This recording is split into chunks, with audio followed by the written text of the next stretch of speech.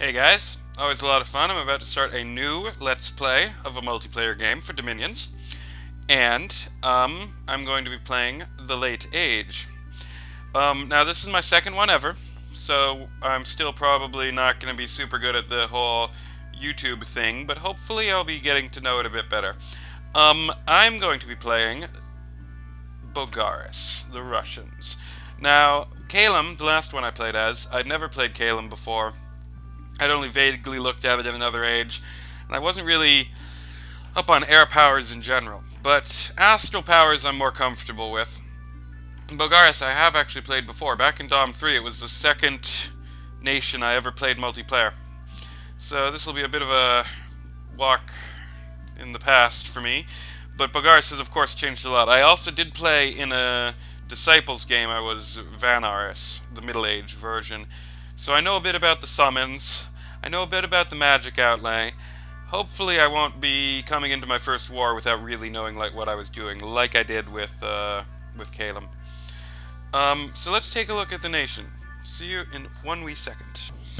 Okay, so Bogarus is an astral power. They only have one mage that doesn't have any astral on it. Communions are going to be a huge deal, and I'm going to get some really powerful communions out of this. Now, Bogarus is pretty much the best nation for magic in the Late Age. I have a huge selection, a huge range. My magic diversity number is 2 fire, 2 air, 3 astral, 2 blood, a death, and an earth, which gives me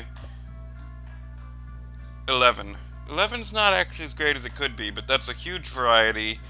Low-level paths, mainly, but with communions in battle I can get to the high-level stuff. But in the lab, I'm going to be stuck at level 3, more or less. I have a surprisingly bad amount of boosters I can create as well, but let's look at the real strength of the nation. First of all, we have this little guy right here. Master of Names.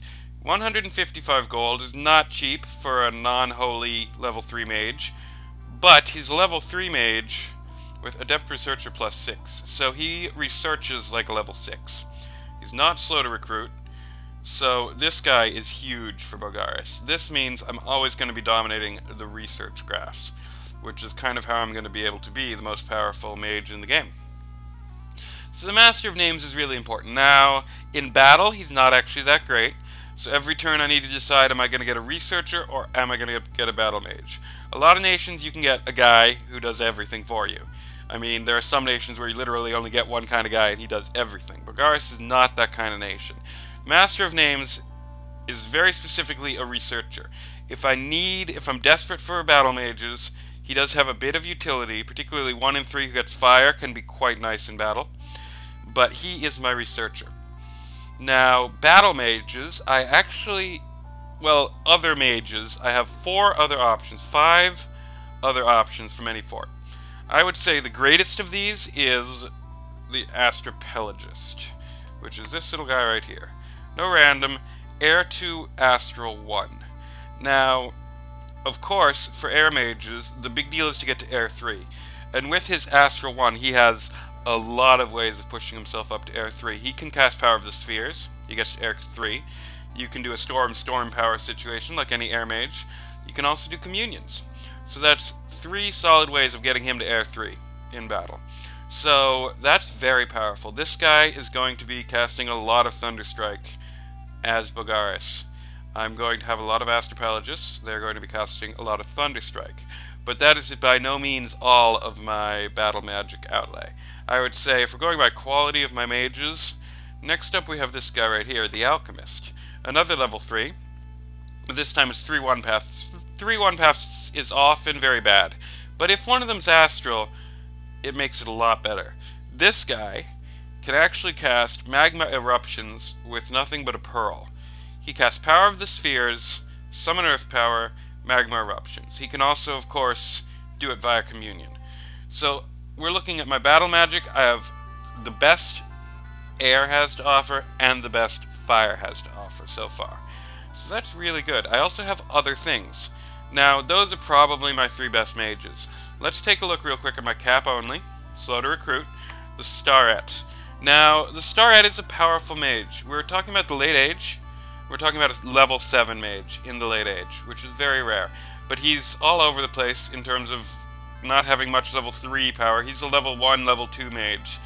The big thing about him is he can stand on top of a communion and do really big stuff. Particularly, he's my best fire mage. He's also my best astral mage. Air and blood, he is not the best. He actually doesn't get fire 3. Instead, he gets a death option, making him my only fire and death mage as well. So there's that. He's my communion big hitter.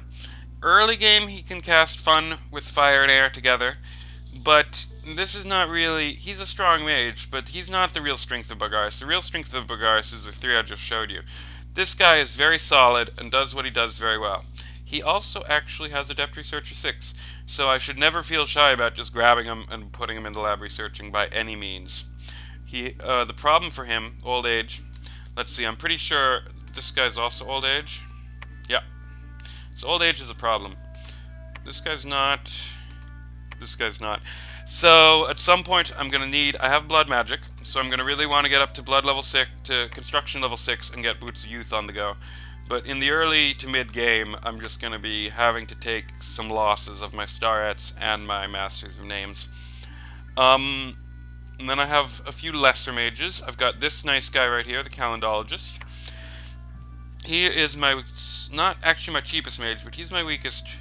I don't have any level 1 mages. I have I have 4 level 3s, 2 level 2s, and a level 7. This is one of my level 2s, so he's a weaker mage. But Astral 2 raw like that is one of the most powerful level 2s you can get at. Basically, he has a lot of things I can do with him. He can sit in battle and cast Stellar Cascades for the first. And depending on what I'm fighting against, there's a lot to be said for. He doesn't need to be in a battle, in a communion or anything, although of course Light of the Northern Star would help. But just having 5 or 6 of them dropping a layer of Stellar Cascades could be a big help in a lot of battles. Also, he can Mind Hunt in battle. If I'm fighting someone who has fairly expensive Astral Mages, this guy is a champion Mind Hunter. 105 gold for a Astral 2, he can blow stuff away. So if I fight another Astral Mage, I might be seeing a lot of Calendologists. Finally, Astral 2 with 2 boosters gives him Astral 4, so that's a dirt cheap mage that I can Mind Hunt with. So he has several situations in which he'll come in handy. Now we have the blood guys. We have the Occultist. The Occultist is another one of these level 3s with 1 in each path, but he doesn't have the battle magic utility of the other one. He does mean that I can get pretty strong death communions, but I won't necessarily be going for that unless I need it. He can blood hunt, and I don't need a lab to recruit him to blood hunt, so that's a thing. He's going to be site searching for the death. He's another one of these situational type of things, but he's nice to have for sure. Particularly, it's nice to have Death Communion as an option, which I won't necessarily need to go for. Finally, my last mage, the Fivefold Angel. Now, the Fivefold Angel is what I'm probably going to be using to blood hunt. I haven't actually run the tests, and before I blood hunt, I'm going to be running the tests to figure out if he is actually more optimal than the Occultist. But for right now, I'm assuming he will be. He is a spy. He is a blood 2, holy 2. He causes unrest. That's why he might not be as good as the Occultist for blood hunting, but he might be. I have good unrest reduction options as Bogarus as well. Now, what he's going to do my heavy lifting for blood for the most part. Anything that, you know, he's a lot cheaper than a Starret, so the blood 2 is going to come in handy. The holy 2. Now, one thing I was thinking about for him, aside from blood hunting and basic blood, is he can cast Sabbath Master and sit on top of a communion firing out massive holy. And he's not going to cause any fatigue with the holy. So if I give him a single slave, he'll be sure not to use any blood magic.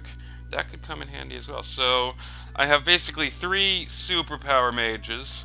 I have 3 utility situational type of guys, which are still useful for several situations each. And then I have the Starret, which rounds it all off nicely with a 7. Not a ridiculous 7, but 7 itself is ridiculous in the late age.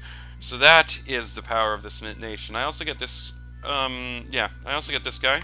H3, not slow to recruit, capital only. I'll definitely grab a few. I also get this guy. Leadership 120, inspirational. So my commander outlay is ridiculously strong.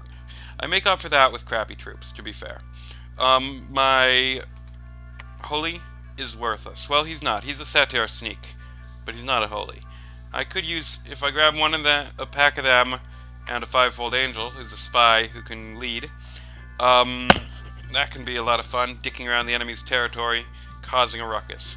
I definitely have a lot of options for dicking around the enemy's territory, causing a ruckus as Bogarus. I'm not going to show you the summons just now, but there are a lot of options for enemy territory type stuff in the summons. Now, in terms of my troops, my front line is going to be probably these guys. I actually have 5 choices for front lines, but I think I'm going to, at least in the beginning, rely on, of course, these guys. I'm going to expand with them. They're lousy, but there you go. I have a really cheap archer, but he has precision 9, map move 1 to make up for it with his short bow. So I have a really cheap archer. I have, actually, these voice spearmen, they are rubbish chaff. But in terms of rubbish chaff who just takes hits, they're pretty good. In particular, this one has a javelin, which gives him a lot of utility as a rubbish chaff. So, these are lance eaters. These are crap-ass archers. Then I have these guys. I think this is going to be my main guy for most of the game, in terms of my front line. And his job is really just going to be to guard my mages. He gets the defense bonus, he gets the broadsword, he's well armored, but he has a defense of 14, so he's not half bad. He's resource intensive, but he's actually halfway decent for a medium infantry. I then have this guy. He's my super expensive Pokebit option. He is not holy, and I wish to God he were, but he is a heavy cavalry, and he is a fine heavy cavalry. If you're willing to pay 45 gold for a single trooper, this guy is pretty damn good. He has a lance, he has a broadsword and a hoof. They might see play. We'll have to see how it goes. Definitely I'll have a few flanking, but I might even use blobs of them in the front, depending on what I'm fighting against. So that is more or less everything of interest as Bogarus. Alright. So that is what I have to work with here, folks. Now, I think I'm going to jump over and show you what I did for a god. See you in a sec. Alright, so the way I see it, there are 2 broad options for a god, for a competitive build for Bogarus. Basically, you can either go the Awake SC route, or you can go the Imprisoned Scales route. There's very little to be said for, well, Blessing is stupid, because as I said, no one's holy except my holy troop, and he's terrible. Yeah, a Rainbow Titan. I have a lot of magic diversity already, and I really need something else than that, more or less. Now, the big problem for Bogarus is that my initial expansion is lousy, which obviously brings up the option of the Awake SC. Now, up until like a minute before the game began, I was very much going to go for a Virtue. This is what I was looking at. And that gets me boom, boom, boom, boom, boom, boom, boom, boom. Now, I'm still thinking this might be pretty much one of the best gods you can go for. You can also, basically, it's very good to get high levels in a path. Every path but Water and Nature, I have a low level in. And even Water and Nature, I have national summons in those paths. So it's good to get on a god. So having the Fire for Air 9 is nice. The Air into 5 in particular is gonna help the nation. The Fire 4, yeah, it'll help, but it's not as big a deal. But the Air 5 is very nice. But in the end, I decided not to go for him. Another option, of course, for an Awake SC is something like this. Give him the much better awe, but of course that translates your scales. I think that. Not even. That. Yeah, so give him the huge awe score. That makes him much more survivable. If you're really looking for a god to help you through the early game, this here would be the build. But I'm not, I mean, I looked over my rivals, and I'll show you my rivals in a minute, I think. But no one is really looking at a very powerful early game. So I'm like, well, I might as well try the other build. And this is the build I actually went for. Aramacil. Whenever you have Aramacil as an option, it's a good idea to at least consider Aramacil as a possible god. Aramacil is a very powerful chassis. Basically, and it's rare for a nation to have it.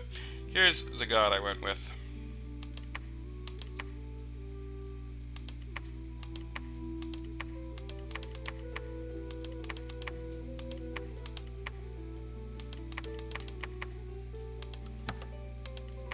There you go. Wait, I've done something wrong. Oh, yes. That's my god, and hopefully, the problem with this, the only reason I have Productivity 3 is because you need it to expand. Now, the problem for Bogarus is it pretty much likes every scale except magic. I have really nice national heroes, so the luck is good, and I have a large variety of mages who can use a large variety of gems, so luck is very nice. Growth is very important. I have both a blood economy and my best mages are old, so growth is there. Productivity is a crappy scale to waste points on, but unless you have an SC awake, you really need it to expand. And then, of course, order, because I do really great things with money, so I might as well get a lot of it. Now, I mentioned magic drain is not that important. I could get all the scales if I wanted to, but my research mage is a juggernaut, huge research on one mage, so adding 3 research to that is really marginal. So I cut into that scale a bit to give me a bit more late game utility on the Imprisoned God, and a nice Dominion to push those nice scales. In fact, if you wanted to, another option for an Imprisoned God is actually this.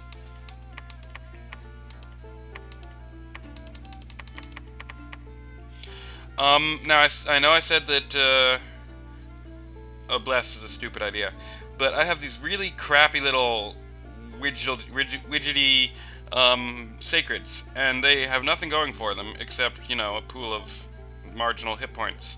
And such a sacred goes very well with a blood bless, because then I can have anytime that I would have, basically I'll replace my voids, my lance catchers, with these guys, and then they'll be dealing damage as they die. And I think this could work. In fact, if I had to play, I mean, I'll play through Bogarus, and unless if I get a better idea, next time I play Bogarus, I might do this thing, because it's a lot of fun, and I think having some Blood Vengeance guys kicking around could help a lot.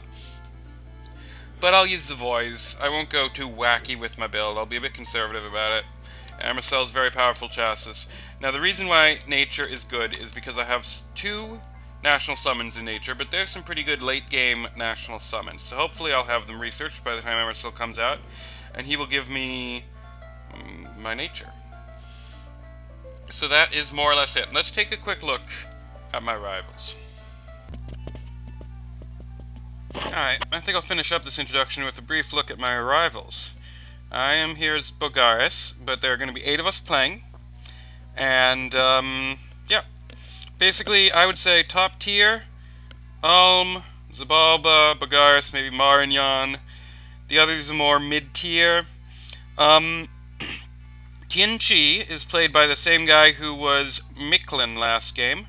If you remember, he survived till the end. And that's the only player who was in the last game. But that should be a bit fun. Maybe we'll continue our alliance this time. We'll have to see. Satis is actually being played by a gentleman named Mareland, and Mareland also does Let's Plays on YouTube, and he's actually thinking of doing this game as well. So maybe there'll be 2 Elmokki's Entanglements kicking around on YouTube. I highly recommend going and checking him out. As of the moment, he's almost finished his first multiplayer Let's Play for Dominions 4, and he's about to start his second as well, in the same game as my second. So that's a lot of fun. Also, Mareland is a very good player of this game. I would say that he's in the running for being one of the best players in the world, and he's definitely better than I am. But luckily for me, Satis is a weaker nation than Bogarus, so we'll see how it goes. I mean, we might come to blows, We might not. But either way, you can hopefully get a look at his game over there, and get a look at my game over here, which should be a lot of fun. Yeah, in terms of who's strong against me, who's weak against me, I would say Gath is pretty strong against me. Gath is Giants. He's like straight out of early age, only in the late age. And Thunderstrike is bad against Giants. I would need to get up to Magma Eruptions, which even then isn't great against Giants. I would say Gath is a bit of a sticking point for this nation. On the other hand, Ulm, I think I'm pretty strong counter to. He has a lot of Astral 1s. I would be rocking a lot of Astral 2s. He would get more Stellar Cascades, but I would get more Magic Duels. So I think I'm in a strong position against Ulm. I think I'm in a pretty strong position against Satis as well. He has Undead Hordes, and I have, like I mentioned there at the end of my last section, I have the ability to get Death Communions up, and I have the ability to get Giant Holy Guys on top of my Communions, which would both help greatly against the Undead Hordes. Zabalba is a new nation. I really don't know how it's going to go down. I've never seen it in play before, and they have I know they expand like beasts. I know their battle magic is middling, and they probably have some really strong frontline infantry options. We'll have to see about that. Pangea is, I think, the late age Pangea is the weakest of the three. He's decided to put on armor instead of blood. So I wouldn't be surprised if they don't do terribly well, because I don't think it's a great nation. We'll have to see. Tianqi is nowhere near as strong as the early age Tianqi, but it is pretty powerful. He's going to be basically, I have super-powered mages and rubbish troops. He has strong mages and middling troops. So basically what he does, I do more. So in a fight against Tianqi, I reckon I would do pretty well. Marignan is another one. He has the exact same initial gem income as me, and he's very strong into blood as well. I think he's a bit similar to Bogarus as a nation, but he doesn't have the battle mages. Instead, he really hits the demons very hard. So that'll be interesting. Marignan as well is very weak early game, so we'll have to see if he survives that. I'm also very weak early game, and when I say early game, I don't mean actually early game. I mean initial expansion. I'm rubbish. Marignan is more early game that he's weak. In terms of blood rivals, Zabalba has a bit of blood, but my big blood rivals are and Marignan. And it's having 3 heavy-duty blood powers like that. I think Gath has a touch of blood as well. It might not, though. I'm not entirely sure. But having 3 heavy-duty blood powers out of 8 means that the unique summons are gonna be kind of a challenge to lay my hands on. So we'll have to see. I have the research, of course, but I'm not going to be gunning down blood. And I'm guessing Ulm and Marignan are going to be putting more effort into their blood research than I am. So I might have a bit of trouble getting the unique summons this game.